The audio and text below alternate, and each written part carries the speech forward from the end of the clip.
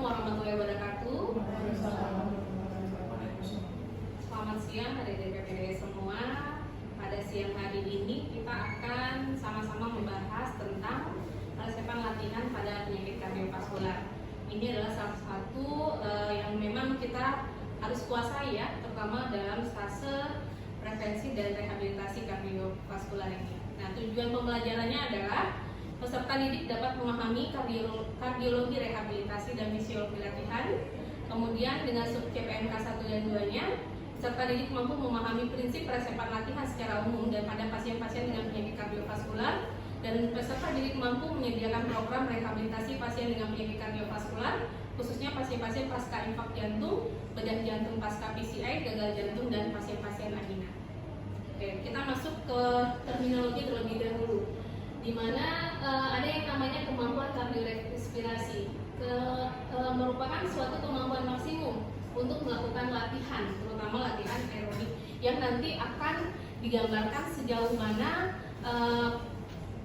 pasien ini mampu pengambilan oksigen maksimum ketika dia menjalani latihan. Nah, ada lagi namanya ketahanan kardiorespirasi, yaitu kemampuan untuk melakukan latihan aerobik submaksimal untuk jangka waktu yang lama. Jadi ada kemampuan itu adalah kemampuan maksimal seseorang, VO2 max kita istilahkan ya. Kemudian sementara kalau ketahanan adalah kemampuan untuk waktu durasi yang lebih lama. Nah, resep latihan itu desain yang dibuat secara individual dan spesifik berdasarkan pasien masing-masing. Seperti kita tahu kalau kayak pasien-pasien gagal jantung, resep latihan, resep obatnya juga nggak bisa sama kan, walaupun memang ada dosis minimal kemudian dosis optimal namanya. Nah, di mana satu orang dapat grammitrilnya seharusnya bisa sampai 10, tapi ada orang yang di 2,5 saja dia sudah tidak tolerabel lagi. Begitu juga dengan resep latihan. Resep latihan ini harus sesuai dengan individunya. Nanti mungkin kita bisa lihat beberapa contoh resep latihannya. Kalau aktivitas fisik itu sedikit berbeda dengan latihan ya. Aktivitas fisik itu adalah setiap gerakan tubuh yang dihasilkan oleh otot rangka yang menghasilkan pengeluaran energi. Jadi exercise itu atau latihan itu adalah bagian dari aktivitas fisik. Tapi bukan latihan itu latihan fisik adalah exercise, itu berbeda. Kemudian ada lagi namanya VO2 reserve, kisaran konsumsi oksigen dari diam sampai maksimal. Merupakan persentase yang digunakan untuk menentukan intensitas latihan kardiorespirasi. Jadi ada beberapa cara kita untuk menentukan intensitas, salah satunya dengan penggunaan VO2 reserve, selain nanti dengan heart rate reserve. Jadi secara definisi yang dinamakan sebagai resepan latihan adalah rencana aktivitas atau olahraga terstruktur untuk membantu individu memperoleh kesehatannya. Terutama kalau untuk pasien-pasien dengan penyakit kardiovaskular, untuk kita berharap dia memiliki kemampuan kembali setelah seperti sebelum dia menderita penyakit kardiovaskular. Nah, itu mencakup komponen kebugaran aerobik dan kebugaran otot, mobilitas atau fleksibilitas serta komposisi tubuhnya.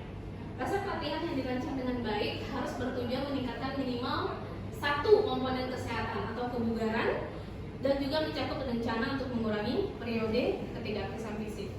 Jadi prinsip latihannya ini ada persiapan terlebih dahulu ya, sebelum kita nanti bisa menentukan resepan latihannya. Oke. Jadi sebelum masuk ke prinsip peresepannya sendiri, nanti komponen dari latihan itu sendiri kan ada yang namanya tahap inisiasi atau tahap pemanasan. Jadi setiap latihan yang diberikan harus diberikan pemanasan terlebih dahulu. Nah, dia bisa berlangsung sampai 5 sampai paling lama 15 menit ya. Kemudian conditioning, yaitu meliputi aktivitasnya atau exercise-nya sendiri atau latihan intinya. Yang untuk pasien-pasien jantung sebenarnya kita berikan waktu yang ideal sekitar 20 sampai 30 menit. Kemudian ada fase pendinginan dan sebenarnya ada fase stretching juga ya, untuk mengembalikan kondisi fisiologis yang menjadi lebih rileks kembali. Nah, jadi apa itu prinsip latihan? Dasar dalam program latihan itu adalah manfaat yang diharapkan terjadi sebagai hasil dari latihan yang dilakukan secara berulang. Jadi latihan itu tidak akan memberikan manfaat kalau dia hanya dilakukan sekali saja. kalau secara fisiologi dari latihan itu ada namanya fisiologi akut. Di mana pada fisiologi akut ini kita tahu bahwasanya tensi akan naik, kardiotot akan naik. Tapi kalau dia tidak dilanjutkan, maka proses adaptasi yang kita harapkan sebagai efek positif dari latihan itu tidak akan terjadi. Jadi prinsip utamanya itu tadi ya, proses adaptasi di mana individu dengan kapasitas fisiologis tertentu kemudian melakukan stimulus pelatihan fisik dalam jarak tertentu dan secara teratur, maka kapasitas fisiologis ini akan dapat meningkat. Kemudian adaptasi tergantung pada dua prinsip fisiologis yang berkorelasi, yaitu threshold dan overload. Jadi harusnya suatu latihan itu adalah overload sifatnya. Artinya overload dapat melebihi kegiatan harian dari pasien. Ya, jadi kita tidak bisa memberikan pasien dengan saya sudah biasa maraton, saya kerjanya di sawah misalnya, sudah jalan dari rumah ke sini sudah jauh. Nah, berarti pelatihan yang kita berikan itu juga harus melebihi dari aktivitas harian tersebut. Kalau tidak akan tercapai apa yang peningkatan kapasitas, terutama kapasitas aerobiknya. Oke, untuk memperoleh adaptasi, kapasitas fisiologis harus ditantang di luar intensitas ya. Kemudian jika stimulus pelatihan melebihi batas terjadi overload latihan, maka proses adaptasi fisiologis terjadi sama ya. Nah, ada satu lagi namanya istilahnya day training. Day training ini adalah penghentian atau pengurangan dari pelatihan yang mengakibatkan penurunan kapasitas fisiologis tertentu atau yaitu hilangnya adaptasi sebelumnya. Jadi misalnya orang yang terlatih untuk berolahraga teratur, tapi ada fase di mana mungkin apakah karena malas atau karena sakit dia tidak lagi melakukan olahraga, maka kondisi adaptasi yang dulu terjadi dia akan mengalami penurunan. Oke, ini jadi bagaimana sih tahapan-tahapan kita bisa meresepkan latihan pada pasien-pasien dengan penyakit jantung. Jadi tidak hanya pada penyakit jantung sebenarnya, ini adalah prinsip resep latihan bahkan pada orang sehat sekalipun. Dimana pertama adalah assessment. Kalau orang sehat tentu apakah dia punya faktor risiko, kemudian bagaimana tingkat aktivitas hariannya. Nah, kemudian kalau orang dengan penyakit jantung yang harus kita lakukan terlebih dahulu adalah asesmen riwayat penyakitnya. Nanti kita akan lihat ya. Itu kemudian asesmen itu diinterpretasikan dan dibuat peresepan latihannya yang terdiri dari mode, frekuensi, durasi, intensity, precaution, dan progression. Atau istilahnya kita mengatakan dengan VP ya, yaitu frekuensi, intensity, time, type, sama kemudian ada volume, progression. Jadi olahraga itu nggak bisa dosisnya segitu saja, dia pasti harus diprogres. Jadi ada peningkatan di sana. Jadi penyusunannya pertama adalah evaluasi klinis ya, yang dinamakan asesmen tadi mencakup lewat penyakit, pemeriksaan fisik, dan pemeriksaan penunjang lainnya, apakah EKG, echo, dan lain sebagainya. Kemudian kita perhatikan dia indikasinya apa? Apakah indikasinya pada pasien-pasien post PCI, pada pasien-pasien heart failure, atau sebenarnya ada pasien-pasien untuk weight loss, ini menurunkan berat badan. Dan harus lihat indikasi dan kontraindikasi pada pasien ini. Kemudian setelah kita evaluasi asesmennya, kita lakukan uji latih. Jadi pasien yang akan dilakukan latihan itu harus diuji latih terlebih dahulu. Apakah uji latihnya submaksimal atau uji latihnya maksimal? Yang terbaik yang seperti apa? Yang maksimal tentunya. Jadi kita memang tahu batas dari nilai ambang batasnya dia tadi. Ya, dia bisa pakai yang maksimal seperti yang kita pakai sekarang adalah 6-minute walk test, atau kita pakai juga pada pasien-pasien yang tanpa 6-minute kita handshake ya namanya ya. Kemudian ergo cycle, treadmill atau CPAT-nya. Gold standarnya yang mana sebenarnya? Gold standarnya yang CPAT yang memang mengukur VO2 max secara langsung. Oke. Setelah dari asesmen klinis tadi, kemudian dari hasil uji latih jantungnya, maka kita tentukan stratifikasi pasien ini risikonya ringan, sedang, atau berat. Nanti ada tabel yang akan memperlihatkan apa yang termasuk stratifikasi ringan, sedang, dan berat. Oke, baru kemudian kita resepkan latihan ya, kemudian dilakukan dan diawasi tentunya. Jadi prinsip, jadi kita tahu ya kalau latihan ini adalah salah satu komponen dari rehab fase 2. Jadi rehab itu kan ada rehab fase 1 saat pasien dirawatan, kemudian dilakukanlah edukasi, kemudian mobilisasi bertahap, kemudian di akhir fase rawatan kita akan lakukan apa? 6 minutes. 6 minutes untuk mengapa? Satu, untuk prognostik, kemudian untuk menentukan aktivitas pasien ketika dia di rumah. Nah, kemudian itu fase 1. Ada fase 2. Fase 2 ini adalah rehabilitasi yang dilakukan di rawat jalan. Rawat jalan ini tujuannya apa? Untuk mengembalikan kondisi pasien yang mengalami decondition yang saat dia dirawat, sehingga dia akan diharapkan kemampuan kebugarannya akan kembali seperti sebelum dia dirawat atau sebelum dia sakit. Nah, fase 2 ini sifatnya adalah supervisi. Artinya pasien harus dilihatin. Gak bisa fase 2 itu sebenarnya dibebaskan saja. Memang sekarang berkembang ada namanya telemedicine ya, telerehabilitasi. Cuman mungkin itu akan bisa dilakukan kalau mempunyai fasilitas yang cukup, kemudian mungkin untuk orang-orang yang memang mudah untuk teredukasi dengan pendidikan yang cukup ya. Nah, jadi harus ada latihan dan pengawasan, dan di akhir program latihan kita akan melakukan uji latih lagi untuk melihat, mengevaluasi sejauh mana efek dari latihan yang kita berikan tadi. Oke, ini adalah evaluasi klinis menyangkut ya anamnesis, pemeriksaan fisik, pemeriksaan kapasitas latihan, pemeriksaan lainnya ya. Di analisis apa itu? Ya, riwayat penyakitnya pasien, faktor risikonya, komorbidnya, ya. Apa yang fisiknya apa? Tentu tanda-tanda fisik yang terdapat pada pasien, dan juga tidak kalah pentingnya adalah IMD dan tanda kelainan ortopedik. Kenapa? Karena ortopedik ini sangat berpengaruh sekali terhadap nanti kita pilih modalitas ataupun tipe olahraganya akan seperti apa. Gitu tadi ya. Nanti kemudian lakukan pemeriksaan kapasitas latihan dan hal-hal lainnya. Nah, ini kontraindikasi ya. Jadi ada banyak sebenarnya indikasi dari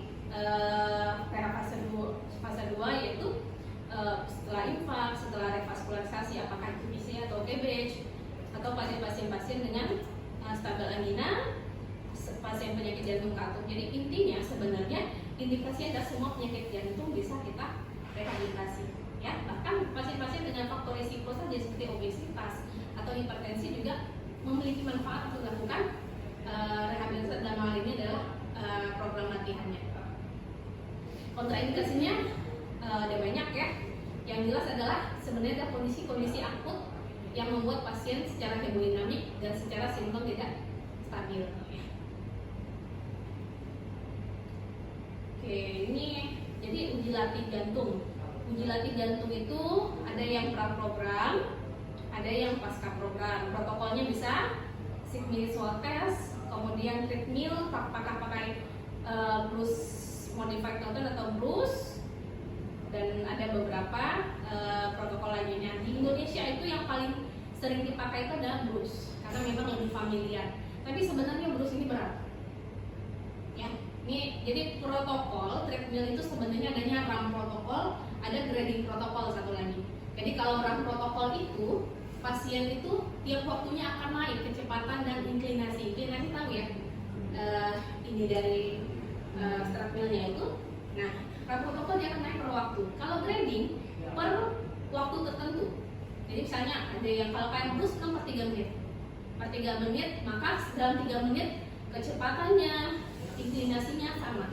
Tapi kemudian 3 menit berikutnya akan berbeda. Nah, kalau RAM dia berbeda terus tapi jadi naiknya perlahan. Kalau Bruce kan langsung ya dari segini naik 3 menit seperti itu. Tapi memang yang paling sering dipakai di Indonesia adalah Bruce protokol.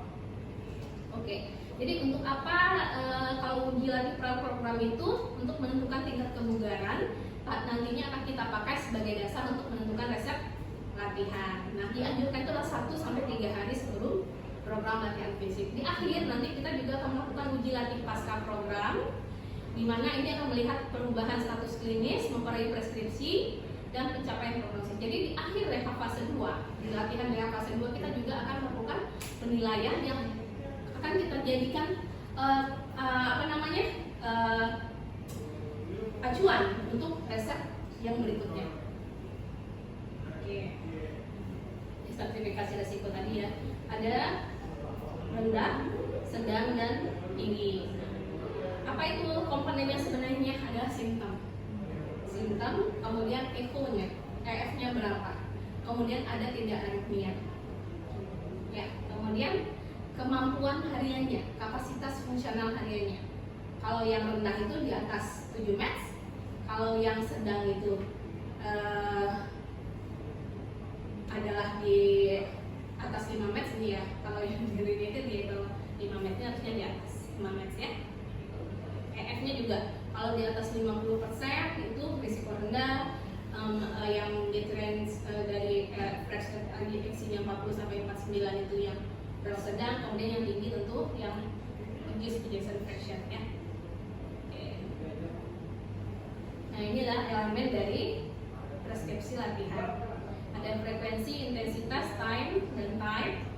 Frekuensi itu apa? Adalah jumlah sesi latihan dalam 1 minggu. Kemudian kalau intensitas adalah kemampuan maksimal dari VO2 reserve-nya. Ini tidak hanya VO2 reserve-nya, kita nanti akan lihat intensitas itu kita tentukan dari apa saja. Kemudian dalam namanya durasi per sesi adalah waktu yang dibutuhkan dalam 1 kali frekuensi. Dianjurkan itu minimal adalah 20 sampai 30 menit, dan kita tidak menganjurkan pasien-pasien dengan penyakit jantung berolahraga lebih dari 60 menit. Kemudian type-nya adalah nanti model apa? Apakah aerobik saja, resisten saja, aerobik kombinasi resisten, atau dikombinasikan lagi dengan yang lain seperti fleksibilitas dan lain-lain. Nah, ini akan membentuk volume nanti ya. Nah, ini frekuensi ya. Jadi beberapa secara umum frekuensi ini digambarkan dianjurkan 4 sampai 7 hari dalam seminggu secara umum ya. Nah, nanti per penyakit tentu mungkin ada sedikit perbedaan, tapi kita bisa pakai itu secara umum. Kalau intensitas maksudnya adalah beban yang diberikan merupakan persentase kapasitas aerobik fungsional maksimal atau persentase denyut jantung maksimal hasil uji latih. Jadi kan saat uji latih, saat dia mencapai peak itu ada heart rate. Ya, heart rate itu yang nanti akan kita gambarkan. Dia latihannya hanya boleh sampai heart rate-nya misalnya 120 sampai 130 berdasarkan hasil dari uji latih sebelumnya. Kemudian bagaimana, atau kita bisa tentukan intensitasnya dengan namanya RPE, rating of perceived exertion, atau kita kenal dengan Borg scale ya. Jadi mungkin Borg scale-nya itu berat atau sangat berat kalau harus ini ya, tapi mungkin kita maunya yang sedang atau seperti apa nanti. Jadi ini intensitas dari target heart rate, kita bisa pakai rumus namanya Covenant formula ya. Ada heart rate, kalau yang reserve itu namanya Covenant formula. Ada pertama heart rate method. Ini kita bisa pakai dari heart rate maksimal. Apa yang maksudnya heart rate maksimal? Heart rate maksimal ini dihitung berdasarkan usia.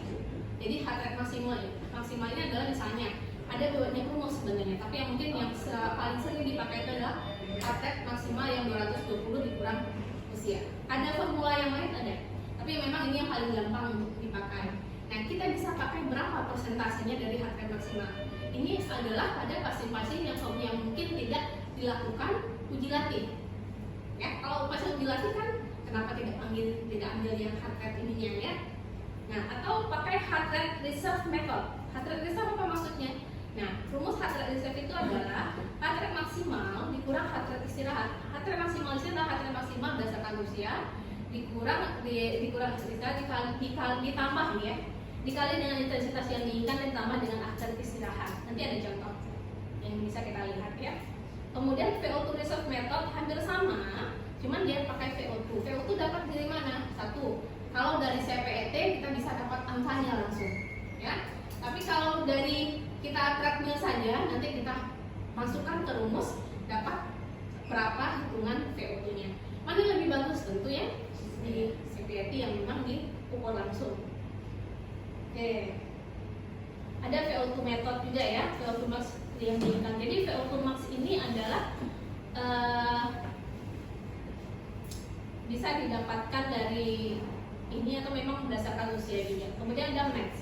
Jadi max method atau VO2 method ini sebenarnya sama. Bedanya apa? Yang satu dikali 3,5, yang satu tidak. Atau yang satu dibagi 3,5, yang satu tidak. Jadi max sama. Jadi harusnya VO2 sama max itu adalah sesuatu yang sama saja sebenarnya. Oke. Nah ini klasifikasi intensitas. Jadi ada yang membaginya jadi 3 saja, itu ringan, sedang, berat. Ada yang kemudian membaginya menjadi sangat ringan, sedang, berat, sangat berat, dan maksimal. Untuk pasien-pasien jantung mungkin kita bisa mulainya dari intensitas ringan sampai moderat terlebih dahulu, tergantung kondisi pasien. Jadi kalau durasi itu lama latihan fisik, yang tadi ya, pemanasan dan pendinginan 5-10 menit ya, dimulai bertahap, dilakukan terus menerus. Ada fase conditioning atau fase latihan intinya, dan sifatnya adalah sekali lagi individual berdasarkan toleransi pasien, termasuk dalam meningkatkan dosis latihan. Kita nggak bisa langsung naik tinggi begitu saja ya, tergantung respon pasien. Nah, bagaimana dengan tipe ya, tipe latihannya? Apakah dia aerobik, apakah dia strength, fleksibilitas, atau balance? Tergantung dari, jadi memang sebenarnya kombinasi dari latihan ini sebenarnya dianjurkan, tapi mungkin karena keterbatasan alat, kemudian keterbatasan tenaga, juga mungkin modalitas yang paling gampang itu adalah aerobik, maka sebagian besar mungkin masih memakai modalitas aerobik sebagai tipe dari latihan untuk rehabilitasi kardiovaskularnya.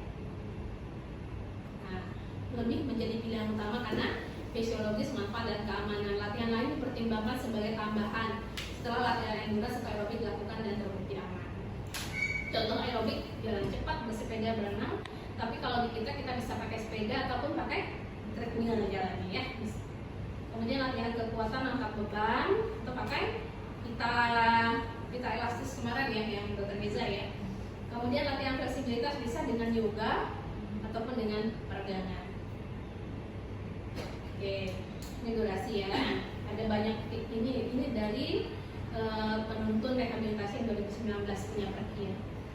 Nah, ya sama sebenarnya dengan yang tadi ya. Nah, ini yang low intensitas berdasarkan heart rate reserve ya.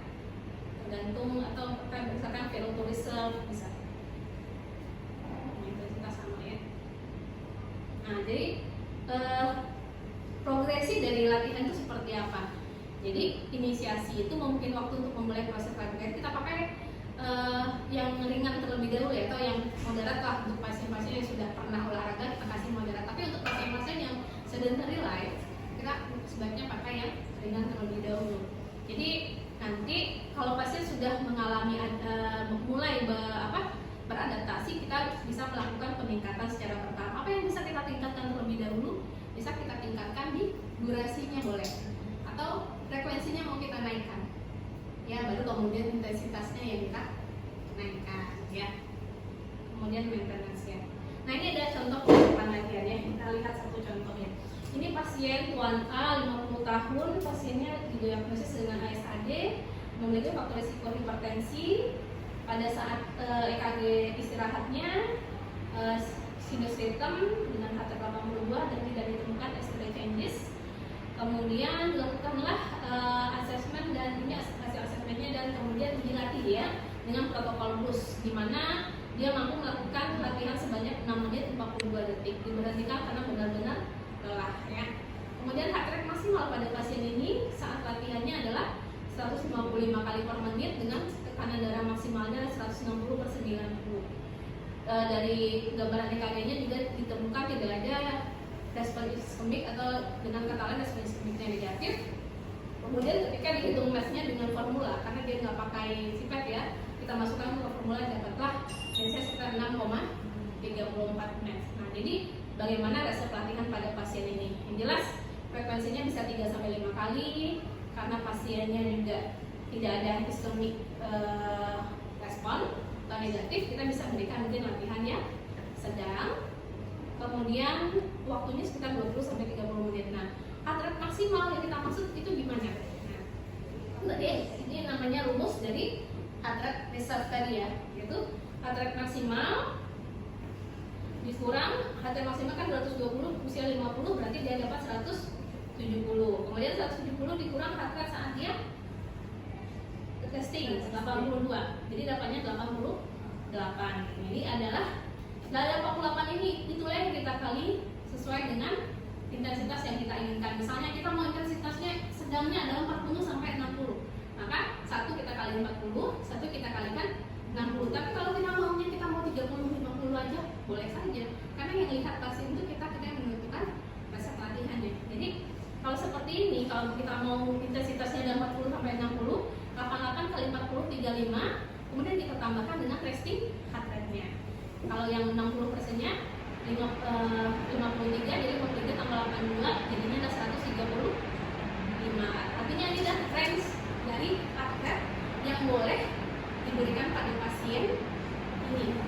Nah, gimana kita menentukannya? Jadi sebenarnya kalau di luar negeri kayak di Jepang itu dia sudah punya alat cardiac rehab yang dedicated ke situ. Jadi ketika heart rate dia mantau heart rate-nya, heart rate yang lebih dari situ, maka dikurangilah kecepatannya atau bebannya. Tapi ketika dia masih kurang, maka dinaikkan. Itu bagusnya kalau pakai ini, atau pakai metode yang VO2 yang misalnya gini, pasien kan tadi kita dapatkan berapa match ya? 6,34 match ya. Kalau 40%-nya dikali adalah 2,54, yang 60%-nya adalah 3,81. Jadi beban latihannya 2,5 match atau 381 match. Kita bisa lihat tabel sebenarnya apa kegiatan-kegiatan apa yang, tapi kalau mau kita terjemahkan itu juga bisa ya. Kita pakai rumus yang ini ya, VO2 walking ya. VO2 walking itu rumusnya adalah kalau ACSM 0,1 kali speed tambah 1,8 kali speed kali berat tambah 35 ya. Nah sekarang kita kan sudah dapat tadi ininya ya, ini harusnya angkanya 8 ya.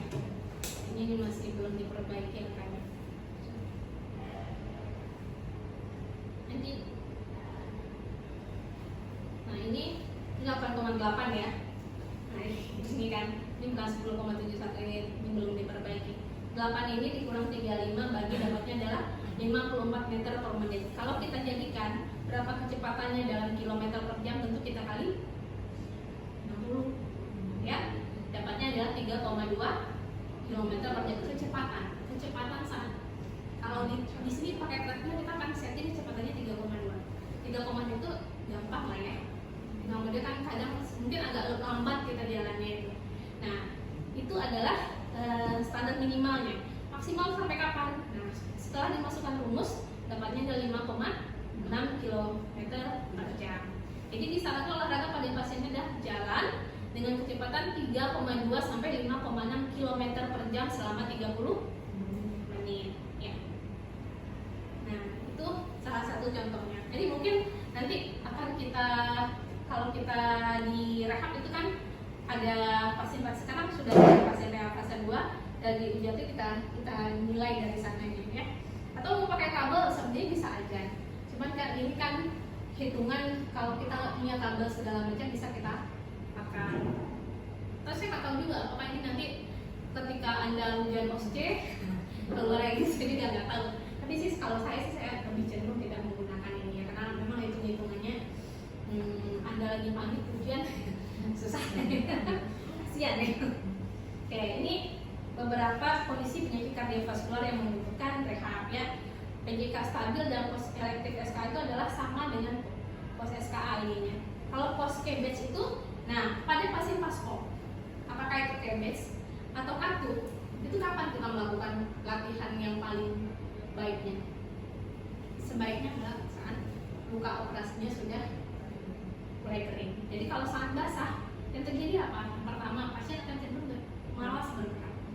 Yang kedua, sehingga uji latihan yang kita lakukan itu tidak akan menggambarkan kapasitas kardiorespirasinya yang sebenarnya.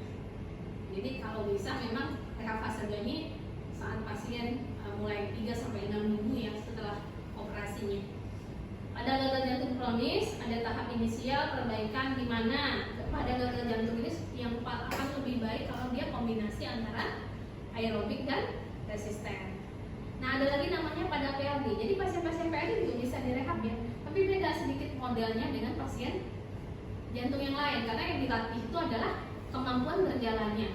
Yang dilatih itu adalah ambang nyerinya, agar ambang nyeri ini menjadi lebih tinggi thresholdnya ya.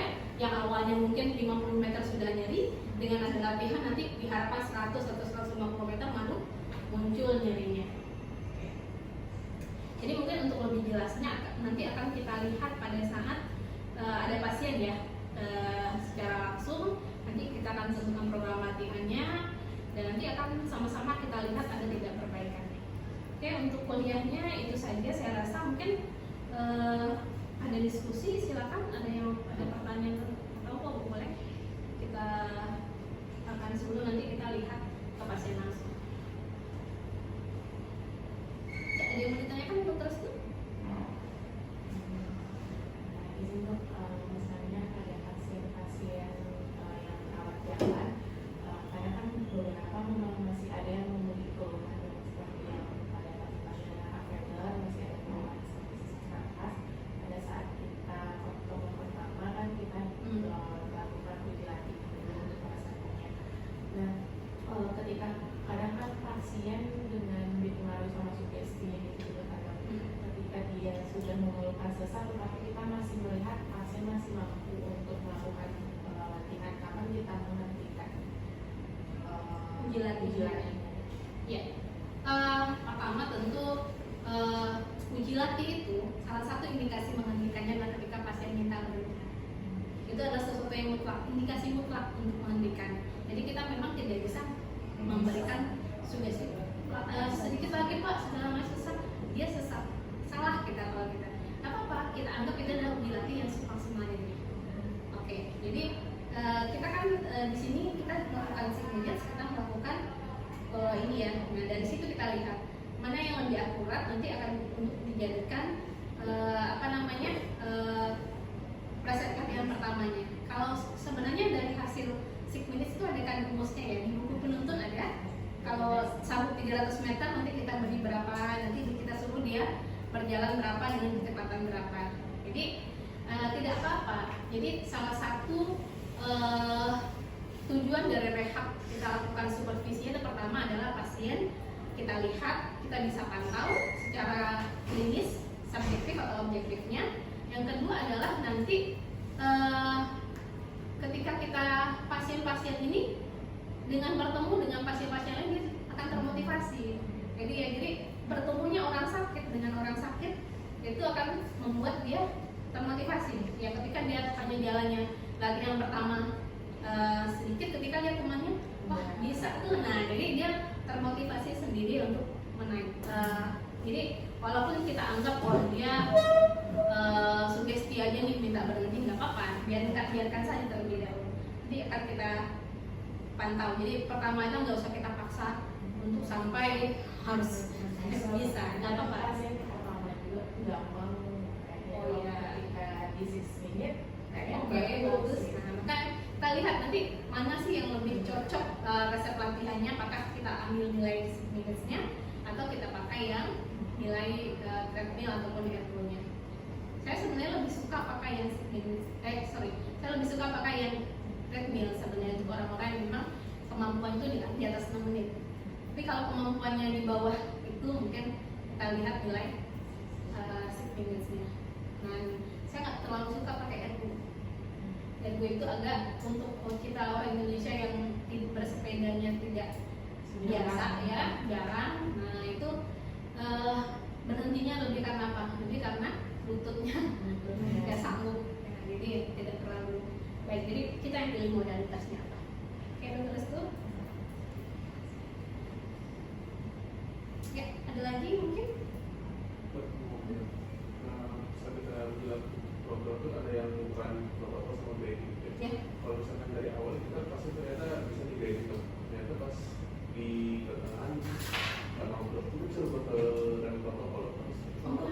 Kita kan dari awal itu misalnya kita uji latih itu treadmill itu kan kita menentukan dari awal protokolnya, nggak bisa nanti kita ubah. Jadi kalau itu kan misalnya brus itu pasti guiding protokol kan dari awal tentunya, nggak bisa kemudian berubah tahu kan. Di alat kita juga RAM protokol nggak ada dengan saya, jadi memang sejauh ini kita makanya grading protokol. Yang mungkin yang paling gampang itu RAM protokol tuh adanya di ergo, tapi memang harus disetting dulu kan. Jadi kalau sekarang kan naiknya 25, 50 watt, 75 watt kan. Nah harusnya enggak dari 1 sampai 25 dulu, di akhir ini baru naik lagi ke 30. naiknya kecil-kecil, tapi kan emang nggak langsung kayak kita naik tangga ya, naik tangga langsung diangkat ini, kalau nggak kayak apa sih namanya itu, ram apa sih yang di rumah sakit itu naiknya adalah kemiringannya perlahan. Oke, masih ada? Ya. Bertanya terkait dengan menyusun program acara dari jantung. Biasanya kan mungkin di awal ada pasien yang bolak-balik sering masuk ke perawatan. Jadi kalau misalnya dia sebelumnya sudah dilakukan penyusunan program latihan, mereka sudah dilakukan stratifikasi risiko. Ketika dia misalnya masuk perawatan, apakah kita bisa menggunakan program yang sebelumnya atau kita ulang lagi? Atau ada batasan sampai sejauh mana? Jadi kita akses ulang. Jadi iya akses ulang, nggak bisa kita pakai yang lama karena ada kejadian, ada deconditioning yang baru yang terjadi. Kemudian ada perkembangan penyakit yang baru ketika dia rehospitalisasi lagi. Jadi resep yang lama belum bisa kita pakai karena kondisi yang barunya tentu berbeda. Jadi harus kita lakukan asesmen ulang, uji latih ulang untuk menentukan. Mungkin kalau memang rehospitalisasi tinggi, oke lah kita pakai yang maksimal uji latih saja seperti jadi nggak bisa dipakai yang lama-lamanya. Oke, sudah. Ada lagi mau ditanyakan mungkin? Cukup? Oke. Jadi ini adalah rangkaian ya. Jadi rangkaiannya kita belajar dulu. Nanti kita lihat kasus by kasus langsung ke pasiennya. Nanti akan berbeda antara satu kasus dengan kasus yang lainnya. Nanti belum lagi ketika kita bertemu pasien dengan iskemik responnya positif nih, gimana sih kita ngasih heart rate-nya, apakah boleh melebihi ambang iskemiknya, kan berbeda. Belum lagi nanti pasien dengan atrial fibrilasi. Ada mungkin dari hitungannya kita bisa sampai 130, tapi atrial fibrilasi dengan heart rate 150 apa yang terjadi nanti? Jadi kita akan bahas itu ketika ketemu pasien per pasien nanti ya. Oke. Kalau memang sudah tidak ada pertanyaan, kita tutup.